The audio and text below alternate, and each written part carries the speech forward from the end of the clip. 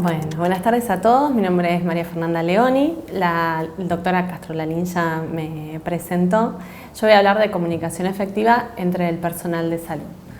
¿Qué hablamos? Cuando hablamos de comunicación efectiva en el personal de salud, hablamos en comunicación efectiva en todos los niveles, entre todos los profesionales, en todos los ámbitos, entre enfermeros, entre médicos y enfermeros, técnicos, administrativos.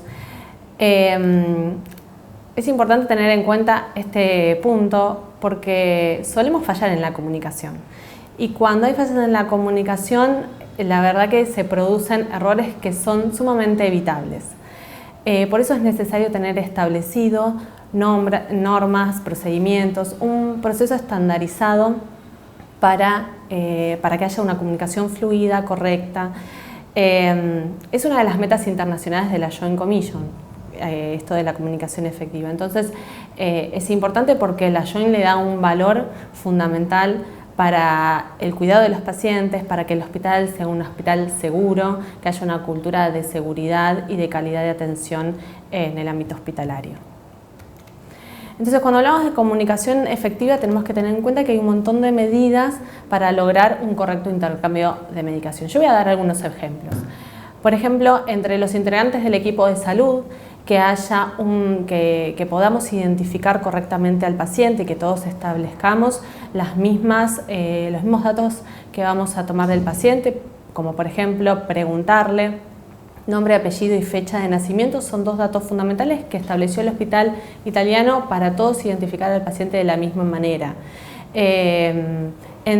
Con el paciente podría ser, por ejemplo, el consentimiento informado, que sea claro, que sea preciso, que el paciente pueda llegar a entender y comprender cuál es la práctica que se le va a realizar y que ésta la acepte.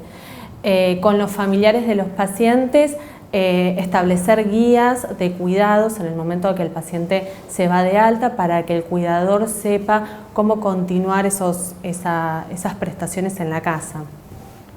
Y entre los profesionales de otras instituciones se ha establecido, ahora se me ocurre alguna, por ejemplo, la carta de alta que se le da a los pacientes al momento de retirarse de la institución, donde es un resumen de el motivo de internación, cuál fue el procedimiento que se le realizó, los cuidados y demás.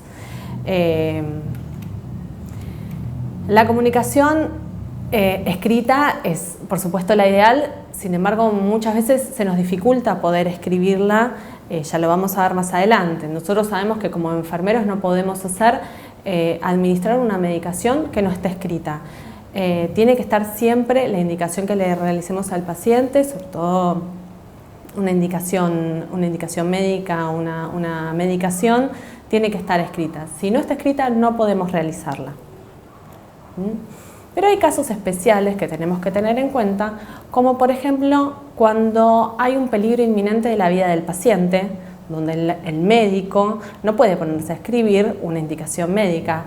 Ahí se corre el riesgo de descuidar la atención del paciente. Y otra de los casos especiales es cuando el profesional que es el encargado de realizar esa indicación está realizando un procedimiento estéril y no puede detenerse y cambiarse para poder realizar esa indicación. Siempre que estas dos cosas sucedan y cuando finalicen inmediatamente, el profesional, el médico, tiene que indicar por escrito la medicación que se le administró al paciente. ¿Sí? Entonces, en el caso de que hubiera en la recuperación o en el quirófano, donde fuera, pongamos un paro cardiorrespiratorio y hay que administrarle medicación al paciente, se va a utilizar el método de readback. El médico va a darle la orden al enfermero indicando cuánta medicación y cuál tiene que administrar a qué paciente. El enfermero repite en voz alta la indicación: le voy a administrar tantos miligramos de cierta droga a tal paciente. El médico lo confirma y el enfermero ahí puede recién proceder a realizar la administración de la droga. Este método es seguro porque las dos personas chequearon y el profesional confirmó la indicación, ¿sí? Como dije antes, una vez que finaliza el evento crítico o que el médico puede hacer la indicación en forma escrita, lo tiene que hacer, ¿sí? Otro de los errores que se pueden cometer en la comunicación verbal es a través de la comunicación telefónica cuando hay un hallazgo de un valor crítico. Primero el hospital tiene que establecer cuáles son los valores críticos para el hospital, ¿sí? Tanto pueden ser valores de laboratorio, cualquier servicio de diagnóstico por imágenes y demás. Cuando el profesional detecta ese valor crítico, cuando el servicio de diagnóstico detecta ese valor crítico que supone la vida, ¿sí? O el riesgo potencial de la vida del paciente, o, por ejemplo, cambia inminentemente el curso de la atención médica, tiene que informarlo. Lo va a informar en forma telefónica, ¿a quién? Lo va a informar primero al profesional a cargo del paciente. En el caso de que el profesional no estuviera, lo va a informar a cualquier médico de servicio que haya quedado a cargo de ese paciente. Nuevamente va a utilizar el método de readback, ¿sí? Confirmando cuál es el hallazgo, confirmando el dato del paciente, el que recibió el llamado va a volver a repetir esos datos y lo tiene que dejar asentado en la historia clínica.